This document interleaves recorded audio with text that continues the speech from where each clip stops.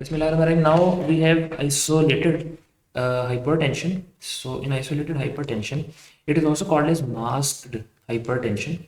It is characterized by increased average hypertension throughout the day and night, but normal blood pressure during the clinical visits. Okay, so the presentation is hypertensive end organ damage, like retinal arteriovenous nicking consistent with the hypertensive retinopathy, increased QRS complex voltage consistent with the left ventricular hypertrophy. Diagnosis is made with the ambulatory blood pressure monitoring. An average blood pressure of more than 135 by 85 millimeters of mercury is considered diagnostic of hypertension. Resistant hypertension, it is defined as hypertension despite using more than 3 antihypertensive medications. Now, we saw previously that if it was elevated hypertension, where was that? If it was elevated hypertension, so we were prescribing only lifestyle modifications. If the person was suffering from, like here, so if the person is suffering from maybe elevated, just give me a second. Then if the person is having stage 1 hypertension, we give them one antihypertensive drug, right? Any hypertensive drug is needed if these are things, and we give antihypertensive drug with lifestyle changes. If we have stage 2 hypertension, we give 1 to 2 antihypertensive drug. If the person is not responding, like after lifestyle modification and 1 to 2 hypertensive drug, we start triple therapy with a calcium channel blocker, an ACE inhibitor, and a diuretic. But if a person is still resistant, then that situation is called as resistant hypertension, and that is listed over here. This one, it is defined as persistent hypertension despite more than 3 antihypertensive medications of different class. All the patients with resistant hypertension should be evaluated for a secondary cause. Okay, so haven't we talked about this before? Okay, let's revise it. Actually, I was looking for this table and I went all the way back, and it was mentioned here. So elevated blood pressure is systolic blood pressure 120 to 129, while diastolic less than 80. The management is just lifestyle changes, and and we can do weight loss, exercise, dietary changes, reduced salt, alcohol in moderation, and DASH diet. So it is the diet which contains fruits and vegetables and decreased amounts of fatty acids and something. So this is dietary approach to stop hypertension. Then stage 1 hypertension is 130 to 139 systolic and 80 to 89 diastolic. We do the lifestyle changes with or without one antihypertensive drug. An antihypertensive drug is needed if comorbid diabetes mellitus CKD or ASCVD. ASCVD means atherosclerotic cardiovascular disease, or 10-year risk of atherosclerotic cardiovascular disease is more than 10%. Stage 2 hypertension, systolic more than 140 and diastolic more than 90. We do lifestyle changes and 1 to 2 antihypertensive drugs. A 2-drug combination is recommended if the blood pressure is more than 20 by 10 millimeters of mercury above the target. Renovascular hypertension, it is most common cause of secondary hypertension. It should be suspected and evaluated in the following situations. Onset of severe hypertension after age of 55. Elevation in the serum creatinine more than 30% from the baseline after starting the ACE inhibitors and angiotensin receptor blockers. Presence of abdominal bruit. Severe hypertension in the patient with recurrent flash pulmonary edema. Severe hypertension in the patient with diffuse atherosclerosis. Hypertension in a patient with asymmetric kidney size or a small atrophic unilateral kidney. The clinical clues to renovascular disease are as follows. Hypertensive related symptoms like resistant hypertension uncontrolled despite 3-drug regimen, malignant hypertension with end organ damage, onset of severe hypertension more than 180 by 120 millimeters of mercury after age 55, severe hypertension with diffuse atherosclerosis, and recurrent flash pulmonary edema with severe hypertension. Supportive evidence. Physical examination, asymmetrical renal size more than 1.5 centimeter, more than 1.5 centimeter, abdominal bruit. Then lab results, unexplained rise in serum creatinine more than 30% after starting the ACE inhibitors or angiotensin receptor blocker. Imaging results, unexplained atrophic kidney. Okay, then we have hypertensive retinopathy. So in hypertensive retinopathy, the characteristic findings are arteriolar narrowing. As you can see, like this is an arteriole, and this has become narrowed in this region, and then we can see it over here as well. This is arteriovenous nicking. This is the point where a vein is overridden by an artery. Then cotton wool spots and hard exudates are present over here, and this is another AV nicking. Hypertension screening. Screening should be focused on assessment of 2 points: complication or comorbid conditions of hypertension and atherosclerotic risk factors. Hypertension definition is more than 140 by 90 on three separate occasions, 2 weeks apart. So, I mean, each occasion should be 2 weeks apart, I think so. 8 surgically correctable causes of hypertension, common from top to bottom. So, the most common is hyperthyroidism, then hyperparathyroidism, coarctation of aorta. Um, Okay, so in thyroid and parathyroid, we have these conditions. In the heart, we have coarctation of aorta. For the adrenals, we have pheochromocytoma, Cushing syndrome, and Cohen syndrome, that is hyperaldosteronism. And in the kidneys, we have renal artery stenosis and unilateral renal parenchymal disease. Most common cause of hypertension in men is alcohol, and most common cause of hypertension in women is oral contraceptive pills. Lab evaluation of hypertension. Renal function test, we have talked about this, but let's see, do it again. Like this table is actually highlighting the tests we do to rule out the secondary causes of hypertension. So for the renal function test, we check for the serum electrolytes like sodium, potassium, and calcium, serum creatinine, urinalysis, urine albumin creatinine ratio, which is optional. Endocrine tests include TSH, fasting glucose, or HbA1c, and lipid profile. The cardiac tests include ECG and echocardiogram, which is optional. Other tests are complete blood count and uric acid, which is optional. Inadequate response to antihypertensive therapy. The causes are known: adherence to lifestyle changes and diet, medication non-compliance, use of medication that can raise the blood pressure or reduce the response of antihypertensive agents, NSAIDs, decongestants, and glucocorticoids. The cardiovascular effects of primary hyperparathyroidism. The majority cases are due to parathyroid adenoma. The cardiovascular effects include hypertension, ventricular hypertrophy, arrhythmia, and vascular and valvular calcifications. Evaluated for MEN syndrome in these patients. So the people who are having hyperparathyroidism, we have to evaluate for MEN syndrome because in MEN1 syndrome we have three P's like pituitary, parathyroid, and pancreatic adenoma. So maybe the hyperparathyroidism is because of parathyroid adenoma. So we have to look for other P's as well. Okay, then we have hypertension, the basic workup.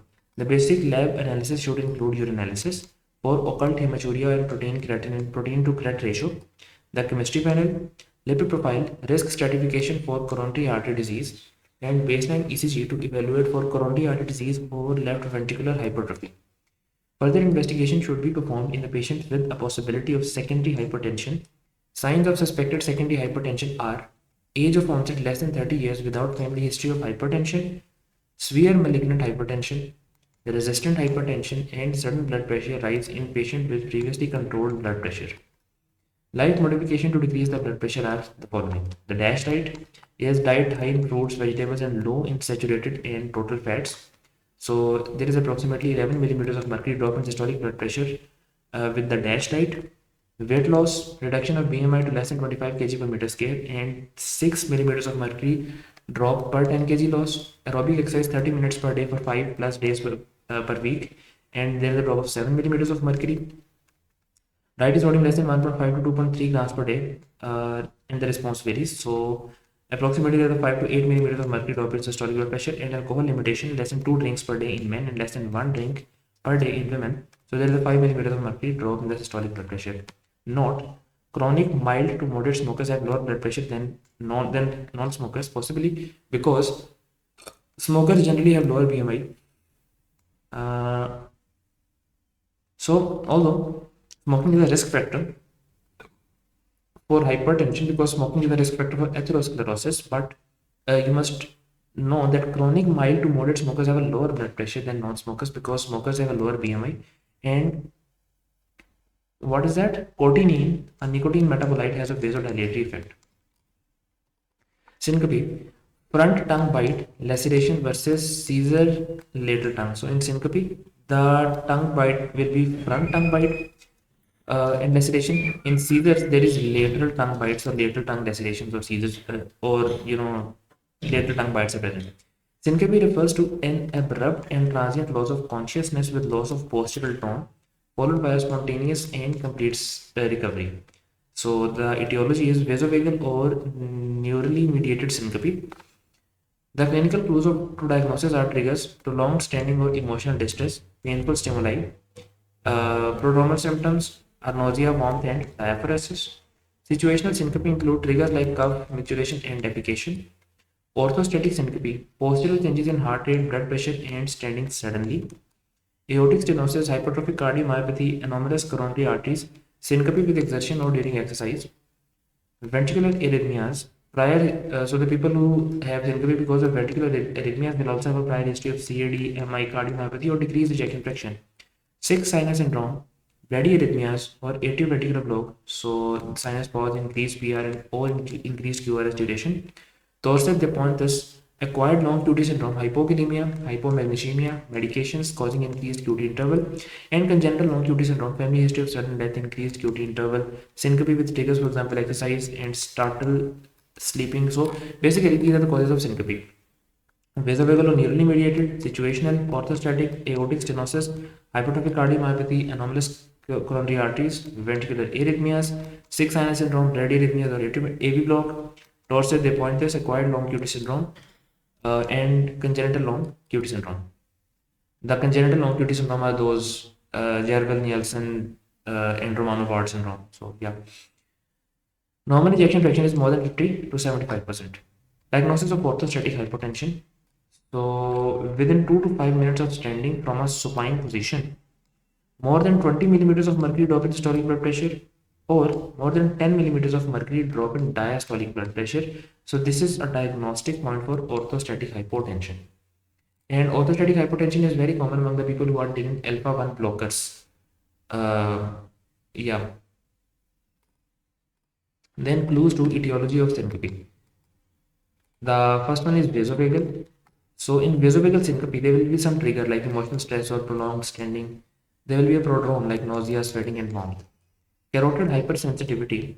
So there will be some history of tactile stimulus of carotid sinus while standing. So they will tell you a history that the person was buttoning his shirt or maybe something on those lines when the episode happened. So the next thing is autonomic dysfunction. So autonomic dysfunction is associated with the or autonomic dysfunction is associated with orthostasis and history of predisposing disease like diabetes and Parkinsonism. Hypovolemia is associated with orthostasis and history consistent with volume loss. Left ventricular outflow obstruction, it is associated with syncope with exertion and systolic murmur. Ventricular arrhythmia, so there will be no warning symptom and history of cardiomyopathy or ischemic heart disease.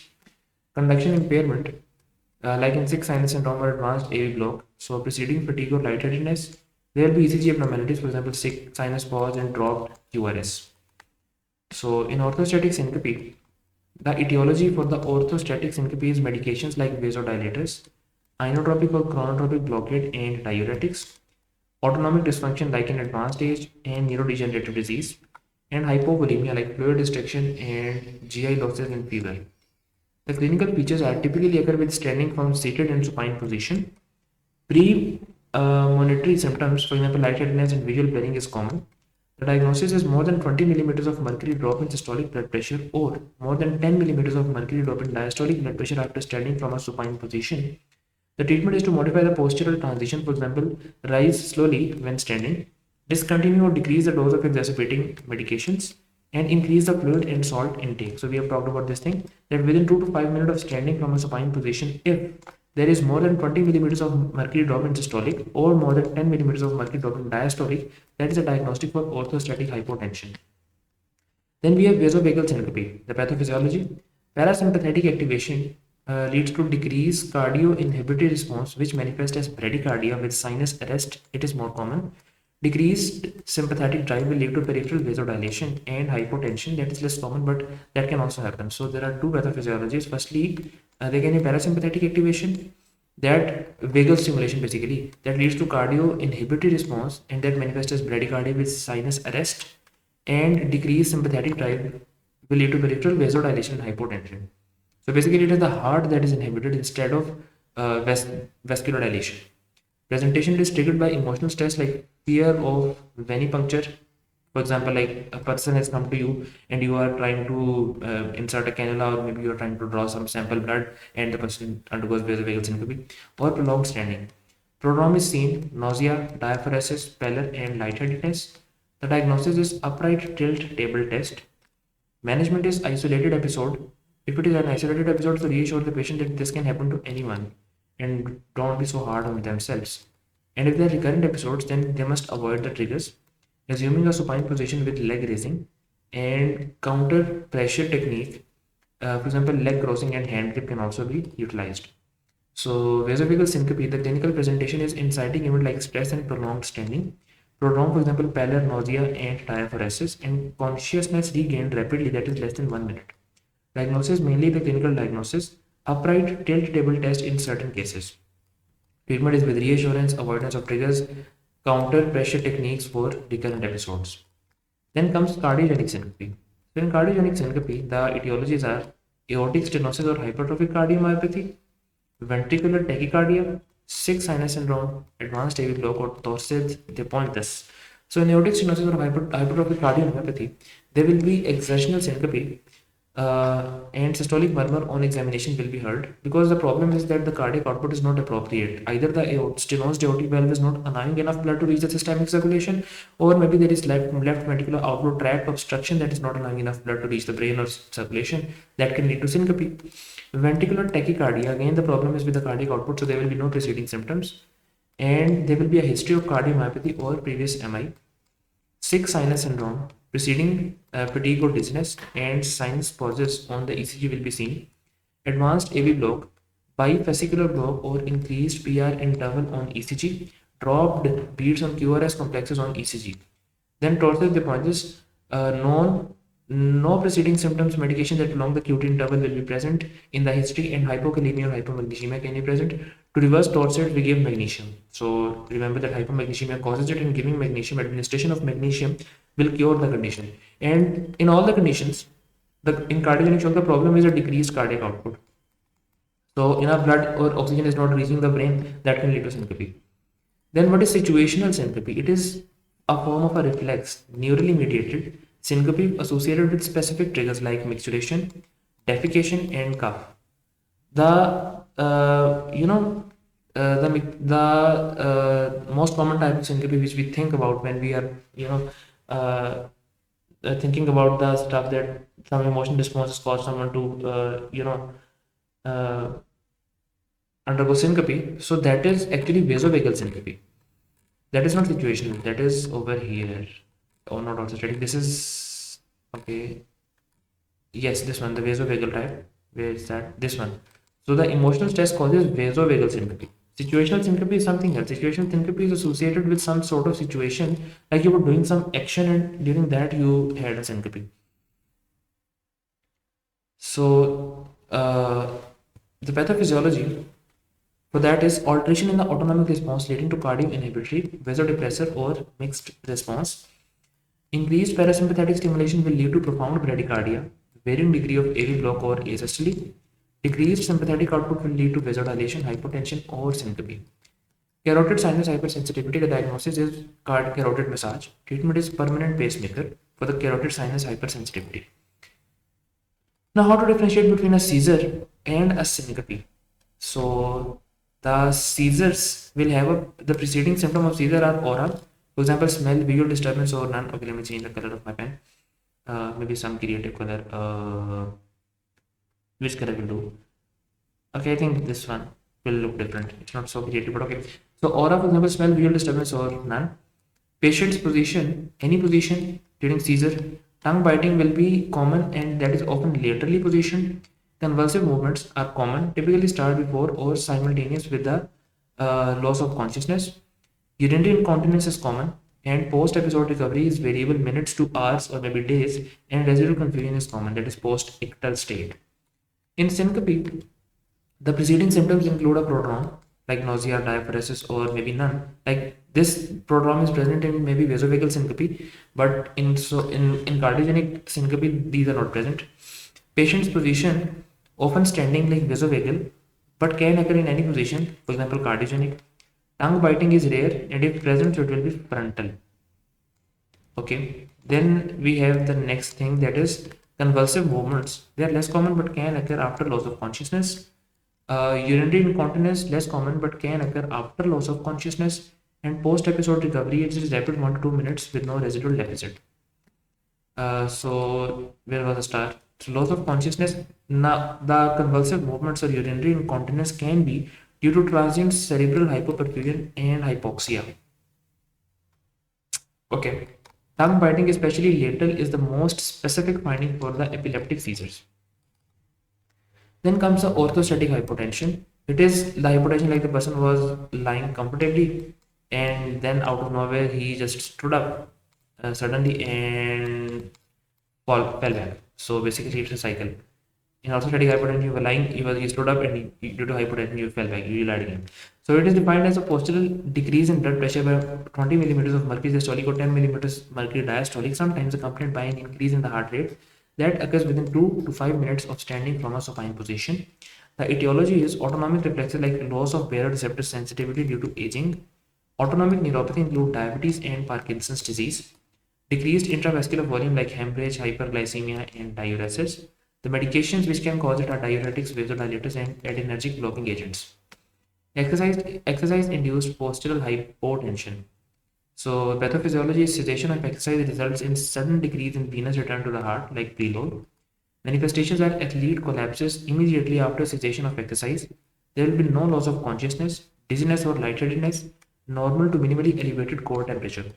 Management: Trendelenburg position, that is feet inclined above the head, and oral hydration. So like this. Then we have beta blocker overdose. So the presentation is bradycardia, AV block, hypotension, diffuse wheezing.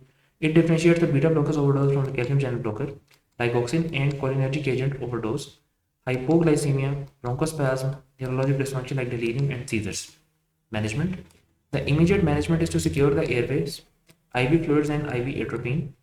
In patients with a refractory or profound hypotension, we can give IV glucagon as well. So if there is beta blocker overdose, to counter that toxicity, we give IV glucagon. It is very important to remember this. And other therapies include IV calcium, vasopressor like epinephrine and norepinephrine, high dose insulin and glucose, and IV lipid emulsion therapy. The differentials include calcium channel blockers. They cause bradycardia and hypotension like beta blockers, but they do not cause altered mental status. Also, hyperglycemia is seen due to impaired pancreatic insulin secretion, not hypoglycemia. So, beta blocker toxicity symptom onset is 2 to 6 hours after ingestion. Signs and symptoms include hypotension, bradycardia, bronchospasm, altered mental status, and seizures. Lab findings include hypoglycemia. ECG findings are prolonged PR interval and bradycardia. The management is to secure the airways, GI decontamination, IV fluid boluses, atropine, and IV glucagon. Then we have weight gain and glucose intolerance due to the use of beta blockers. The beta 2 receptor normally vasodilate the vessel and increases the glucose uptake. The beta blockers lead to unopposed alpha 1 mediated effect, leading to vasoconstriction and decrease the glucose uptake. Decreased glucose uptake will lead to increased insulin secretion by the pancreas and weight gain. What?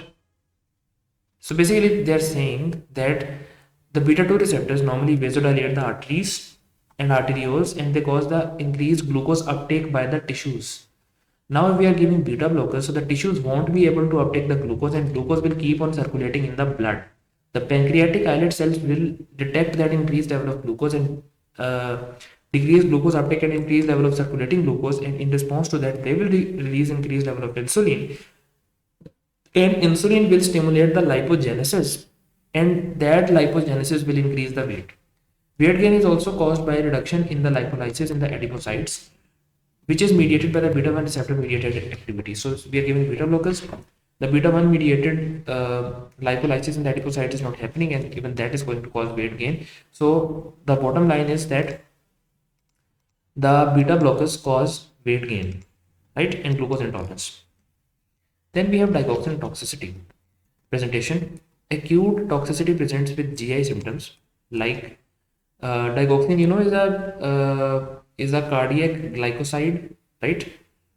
I think that is what it is called. It is okay. Digoxin is basically derived from some plant foxglove, right? And it has positive inotropic effects. Okay.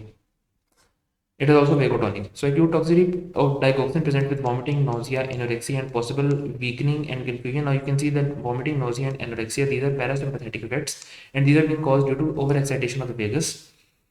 Chronic toxicity present with less pronounced GI symptoms but more significant neurologic and visual symptoms, like there will be fatigue, confusion, disorientation, blurred vision, disturbed color perception, scotomas, and blindness. Severe digoxin toxicity may also lead to cardiac arrhythmias. Digoxin concentration may be increased by following medications by interfering with the digoxin metabolism like amiodarone, verapamil, quinidine, and propafenone. It is recommended that digoxin dose be decreased by 25 to 50% when initiating the amiodarone therapy with close monitoring of the digoxin level once weekly for next several weeks. The treatment is Fab antibodies. Symptoms of digoxin toxicity are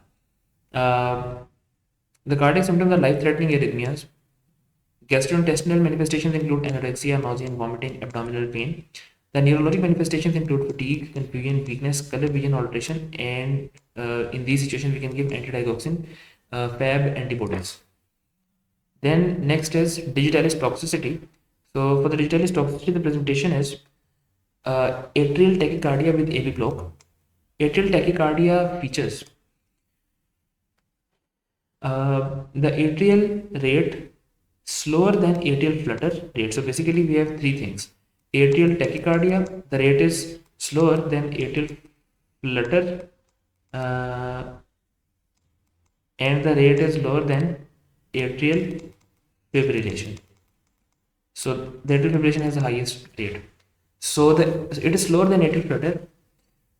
The rate for atrial tachycardia is 150 to 250 beats per minute as opposed to 250 to 350 beats per minute in atrial flutter. And if it is more than 350, it is atrial fibrillation. The P waves are present but appear different from P waves normally seen when conduction originates in the SA node. The closer the ectopic focus to SA node, the closer resemblance to the normal P waves. Now, cyanide toxicity. It can occur in patients receiving prolonged infusion or higher doses of nitroprusside. If someone have seen that Netflix series that was a documentary about curry and cyanide, so they may remember cyanide toxicity. So it occurs in patients receiving prolonged infusion of higher doses of nitroprusside. Nitroprusside is a vasodilator, and if the people are receiving that, nitroprusside, you must remember, is both a venodilator as well as an arteriolodilator. So it decreases both the preload and afterload, but the side effect is that it causes cyanide toxicity. Most common in patients with renal insufficiency because of decreased clearance of cyanide. Presentation: altered mental status, lactic acidosis, seizures, and coma. Hemodynamics in the heart failure are like this. So in heart failure, there is decreased contractility. Suppose we start from here, like in the systolic heart failure, the heart cannot, beat. So there is decreased contractility that leads to a decreased cardiac output. Compensating neurohormonal mechanisms like sympathetic reflex, vasoconstriction, and also there is RAS activation that is also causing vasoconstriction by angiotensin 2 and also salt and water retention by aldosterone, and on top of that we have an ADH secretion increase which leads to increased water retention. So all of these mechanisms lead to increased systemic vascular resistance and increase afterload, and also there is an increase in the preload. So both of these things worsen the situation for a failing heart that which cannot contract against, the heart is already failing. On top of that, we are increasing the afterload, and that can worsen the condition because the heart cannot contract against the increased afterload and the contractility decreases further. Now, this is LMNOP for what is that? LMNOP for acute decompensated heart failure.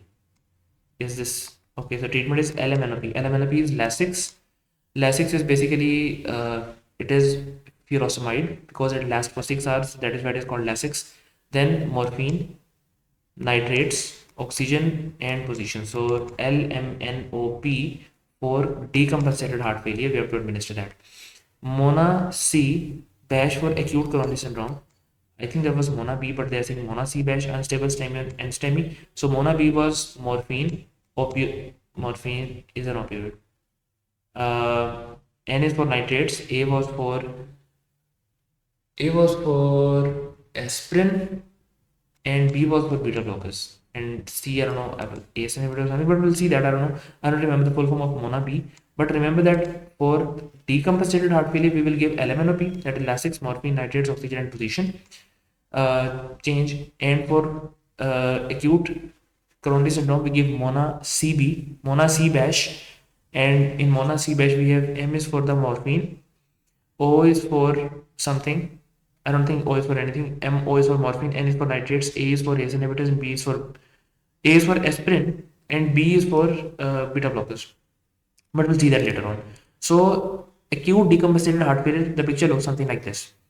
There is left ventricular systolic dysfunction, for example, due to ischemia or cardiomyopathy, or there is valvular dysfunction because of atrial regurgitation or mitral regurgitation. Both of these situations lead to left ventricular overload, volume overload. That will lead to left ventricular stretch and increase stroke volume via Frank-Starling mechanism. But the Frank-Starling mechanism works only for a certain limit. That initially maintains the cardiac output, but chronically, chronic volume overload will lead to eccentric hypertrophy. That will lead to increased stroke volume maintained at expense of increased wall stress. That will preserve the cardiac output. Overwhelming wall stress will lead to left ventricular enlargement and contractile dysfunction, and that will ultimately lead to decompensated heart failure. The presentation of acute decompensated heart failure is dyspnea, orthopnea, distended jugular veins, and bibasilar crackles. So basically, it's a left-sided problem because any left-sided problem will cause the pulmonary edema. So we will find bibasilar crackles, and jugular venous distension will also be seen. So right-sided heart failure, you must remember that left-sided heart failure is the most common cause of right-sided heart failure. So in right-sided heart failure, systemic venous congestion happens because the right side cannot pump. So the blood starts pooling in the superior and inferior vena cava. So that can result in jugular venous distension, right? Although we find jugular venous distension in left heart failure as well, but most prominent, very prominent jugular venous distension is seen in the right heart failure. Then we have hepatomegaly, splenomegaly, ascites, and edema. And basically, to be very frank, these no, we say it congestive heart failure in most of the situations. We can't say that Mr. XYZ is having left heart failure or maybe he's having right heart failure. Yes, there are situations where there is predominance of one or other side, but as a matter of fact, when left heart fails, there is a concomitant right heart failure as well. So the symptoms are pretty much overlapping, and that is why we term that congestive heart failure. Pulmonary hypertension can cause right heart failure. Sickle cell anemia can cause pulmonary hypertension and right heart failure as well. Pathology, intravascular hemolysis leads to chronic inflammation. That will lead to hyperplasia of pulmonary vasculature, and that will lead to pulmonary hypertension. This is very self-explanatory. I don't think I need to explain that. Now, in left heart failure, the problem is that suppose the heart is not pumping, so the blood starts pooling in the lungs. So there will be pulmonary edema. Cardiomegaly, displaced point of maximum impulse PMI. S3 sound will be heard in S3 heart sound is more evident in the left side heart failure. Okay, so the point of maximum impulse will move beyond the mid-clavicular line. There will be pulmonary edema, dyspnea, orthopnea, paroxysmal nocturnal dyspnea, and crackles. So these are characteristic findings of the left heart failure. Along with that, there may be right heart findings as well. So we have talked about that. It's the same picture. And remember, right ventricular infarction, always you will see hypotension because decreased blood to the lungs and decreased blood going to the left and systemic circulation. So in right ventricular infarction, there will be hypotension for sure. The clinical features of acute decompensated heart failure, the treatment is LMNOP, Lasix, morphine, nitrates, but it's O4. O is for oxygen and position. So O is for oxygen here as well. Sorry, morphine, oxygen, nitrates, aspirin, and B is for beta blockers. Okay. So they're saying that in acute decompensated heart failure, there will be acute dyspnea, orthopnea, paroxysmal nocturnal dyspnea, all because of left-sided heart failure and pulmonary edema. Hypertension is common. Hypotension suggests severe disease. Accessory muscle use like tachycardia, and tachypnea will be there. Diffuse crackles with possible wheezes, cardiac asthma, possible S3, jugular venous distension, and peripheral edema. The treatment is normal or elevated blood pressure with adequate end organ perfusion. Supplemental oxygen, intravenous loop diuretics like furosemide, and consider the intravenous vasodilators like nitroglycerin. Hypotension or signs of shock, we give supplemental oxygen, intravenous loop diuretics like furosemide as appropriate, and intravenous vasopressors, for example, norepinephrine. Heart failure with preserved left ventricular ejection fraction. This is a diastolic heart failure. So the heart failure presents with signs of decompensated heart failure with normal or near normal ejection fraction like more than 50%. It is characterized by diastolic dysfunction. Heart failure with preserved ventricular ejection fraction causes our left ventricular diastolic dysfunction caused by hypertension with concentric left ventricular hypertrophy, restrictive cardiomyopathy, and hypertrophic cardiomyopathy. Valvular heart disease like aortic stenosis or regurgitation, mitral stenosis, and regurgitation. Pericardial disease like constrictive pericarditis and cardiac tamponade. Systemic disorders like high output failure like thyrotoxicosis, severe anemia, and large atrial venous fistula. Management is centered around control blood pressure and heart rate, address the concurrent conditions like atrial fibrillation and myocardial ischemia, treat the volume overload with diuretics, and exercise training and cardiac rehabilitation. So the BNP, hyponatremia in the patient with congestive heart failure, parallels the severity of heart failure and is an independent predictor of adverse clinical outcomes. It is caused by increased level of renin, norepinephrine, and antidiuretic hormone. The treatment involves fluid restriction, angiotensin converting enzyme inhibitors, and loop diuretics. Poor prognostic factor in systolic heart failure. The clinical findings are higher New York Heart Association functional class, resting tachycardia, presence of S3 gallop, elevated jugular venous pressure, lower blood pressure less than 100 by 60 millimeters of mercury, moderate or severe mitral regurgitation, and low maximal oxygen consumption peak VO2. Laboratory examination will show hyponatremia, elevated pro-BNP levels, and renal insufficiency. Electrocardiography will show, we are talking about systolic heart failure. So, whenever there is stretch to the ventricles, like in the very characteristic diagnostic value is elevated BNP or pro-BNP levels. Electrocardiography will show QRS duration more than 120 milliseconds and left bundle branch block pattern will be seen. Echocardiography will show severe left ventricular dysfunction, concomitant diastolic dysfunction, reduced right ventricular function, and pulmonary hypertension. Associated conditions include anemia, atrial fibrillation, and diabetes mellitus.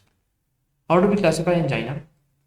So the classifications are TRP, typical location is substernal, TPR, I'm sorry. The typical location is substernal, quality and duration. It is provoked by exercise or emotional stress and relieved by rest or nitroglycerin. The atypical angina will have two of the three characteristics of classic angina, and non-anginal pain will have, okay, so typical angina will have all of these 3 points. Atypical angina will have 2 of 3 points, right? And the non-anginal pain will have less than 2 of 3 characteristics of classic angina. Pre-test probability for the coronary artery disease. So if the pre-test probability for the coronary artery disease is low, less than 10%, okay. So basically, the pre-test probability is that what will be the outcome when we test the people. So for asymptomatic people of all ages and the people with atypical chest pain, the women less than 50, then pre-test probability is less than 10% for coronary artery disease. The pre-test probability is intermediate at 20 to 80% in atypical angina in men of all ages, atypical angina in women more than 50, and typical angina in women 30 to 50. And the pre-test probability is high in people with typical angina in men age more than 40 and typical angina in women more than 60. Coronary angiography is done with high pre-test probability. So this is normal. So like you can see that the ventricle is contracting and the blood is moving to the aorta. And this is functional mitral valve regurgitation. Functional mitral valve regurgitation means that the problem is not with the mitral valve itself. The problem is that the left ventricle has dilated so much, like this is so much dilated that the ventricular cusps cannot adhere to each other and thus the blood is flowing backwards. And that is seen in the systolic heart failure when the left ventricular and diastolic volume is too much. Here you can see that the ventricle is constricted down to this narrow level, and here even during peak systole the ventricle is very much dilated. So there is a dilated annulus, stretched chorda tendini, enlarged ventricular cavity, and papillary muscle displacement is also taking place. Decompensated heart failure is common cause of secondary or functional mitral regurgitation. Increased left ventricular and diastolic volume causes impaired valve closure due to dilation of mitral valve annulus and lateral papillary muscle displacement with the restrictive movements of the chordae tendini. The mitral regurgitation resolves with the reduction in left ventricular and diastolic volume, resulting in disappearance of the associated murmur. So evaluation of chest pain is done like this. This is an algorithm for that. So evaluation pre-test probability of coronary artery disease. Firstly, we check that. Like we check this table. Like is there a pre-test probability or not? If it is high, like for the I will reread the table. So the high pre-test probability is for the people who have typical angina in men more than 40 and typical angina in women more than 60. Intermediate probability is for the atypical angina in men of all ages, atypical angina in women more than 50, and typical angina in women more in 30 to 50. And there is a low pretest probability in asymptomatic people of all ages and atypical chest pain in the women aged less than 50. So if the pretest probability is low, so no additional diagnostic testing is done, we can rule out coronary artery disease. If the pretest probability is intermediate, then see if the person is able to exercise or not. If the person is able to exercise, yes, so do ECG. If the ECG is normal, do exercise ECG test. If it is positive, do coronary angiography. If we perform ECG and ECG comes out to be normal, if ECG does not come out to be normal, then do exercise imaging test, and if it is positive, do the coronary angiography. If the pretest probability is intermediate and the person is not able to exercise, so do the pharmacologic stress testing, and if that comes out to be positive, again do coronary angiography, and that pharmacologic stress testing is done with dobutamine and imaging, dobutamine imaging. So basically we give dobutamine and then we do the echocardiography, and if that comes out to be positive, we do coronary angiography. Then if there is high pretest probability, start pharmacologic therapy for coronary artery disease even without a diagnostic test, and then look for expert evaluation. So typical location, so the TPR is basically their characteristic of angina. It must have a typical location, it must be provoked by exercise and lead by rest or nitroglycerin. So these are characteristic of typical angina.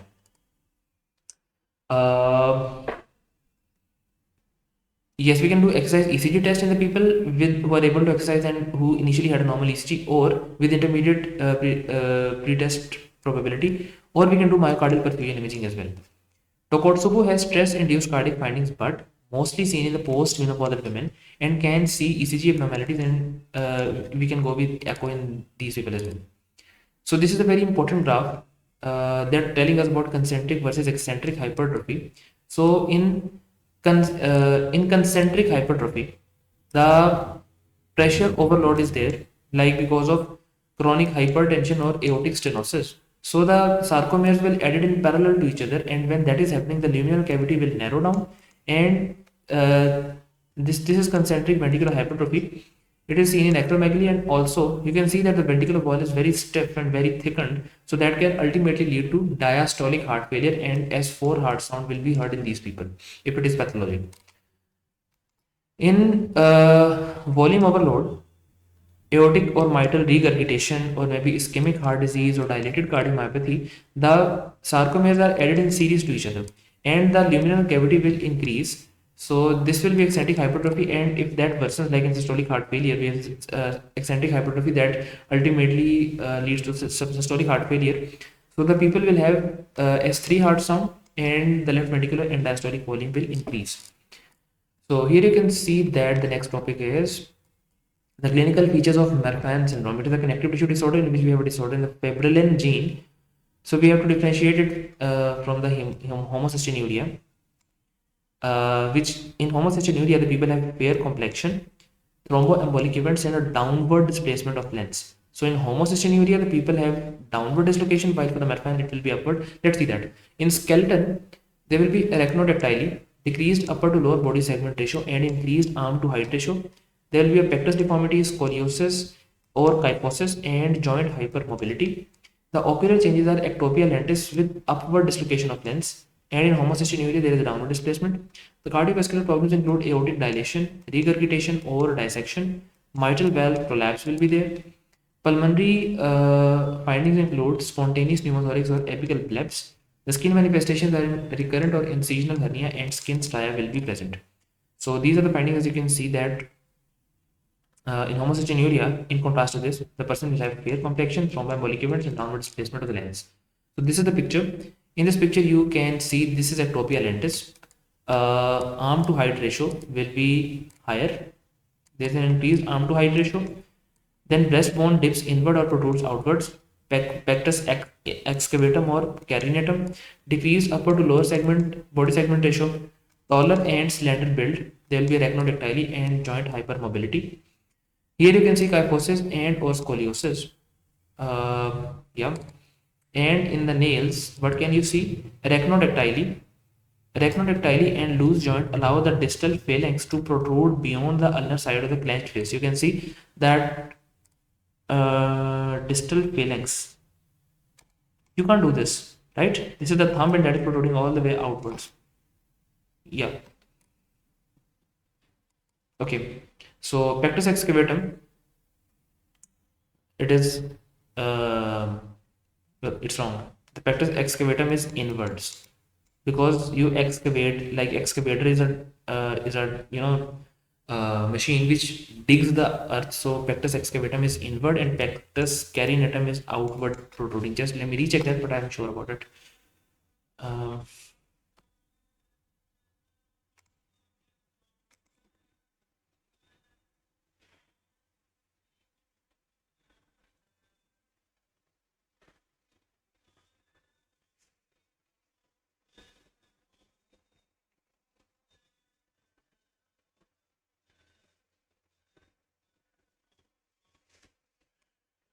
yes, I just checked it, and the pectus excavatum is inward indentation. Okay, so you can Google that as well.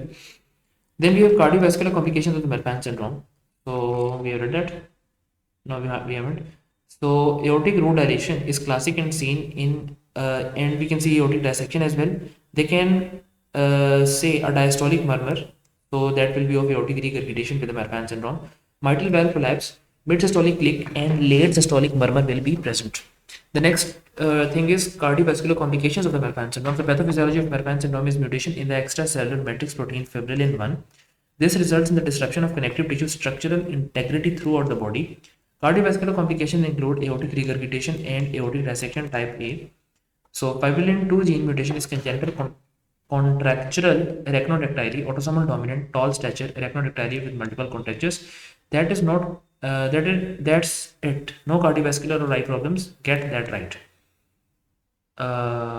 So in fibrillin 1 gene mutation, we have the characteristic Marfan syndrome, and if there is fibrillin 2 gene mutation, we will have congenital contracture, arachnodactyly, autosomal dominant, tall stature, arachnodactyly with multiple contractures, but there will be no cardiovascular or eye problems.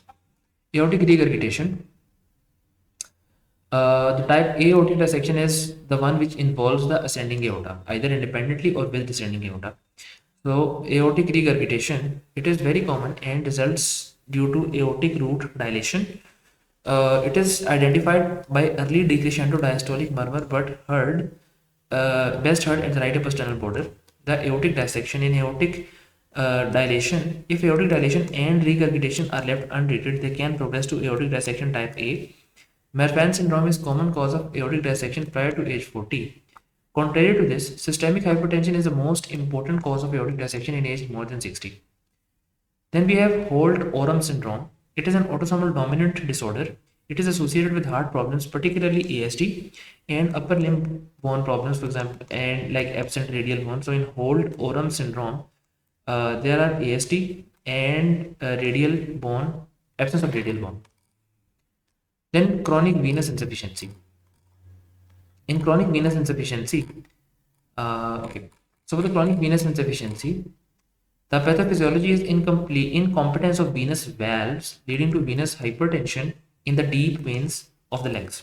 The risk factors include advancing age, obesity, family history, pregnancy, sedentary lifestyle, previous lower extremity trauma, and previous lower extremity venous thrombosis. The presentation includes leg discomfort, pain, swelling, symptoms worse in the evening or after the prolonged standing, and symptoms improve after walking or leg elevation. Physical examination include pitting edema is most common. Abnormal venous dilation, for example, telangiectasias or varicose veins. Skin discoloration, as you can see here, this is a characteristic skin discoloration. No, this is not. This is a skin discoloration, and also there can be lipoderma sclerosis, lipodermato sclerosis. This is lipodermatosclerosis, and this is a skin ulcer. Okay, skin ulceration characteristic on the medial aspect of the lower leg. So on the medial aspect, we have venous ulceration, and they look something like this, and this is lipodermatosclerosis. Diagnosis is mainly clinical. The initial treatment is leg elevation, exercise, and compressive stockings. Refractory disease treatment is with a venous duplex ultrasound. It identifies a chronic venous insufficiency by venous reflux in the deep venous system. Differentials are heart failure, dyspnea, and crackles are seen. There is a varicose triad. Three factors are critically important in the development of venous thrombosis. These are venous stenosis, activation of blood coagulation, and vein damage. These are stresses, hypercoagulability, and endothelial damage. So we'll keep this session till here and we'll continue with the right ventricular MI in the next session. So until then, Allah Hafiz, fi amanillah, and take care.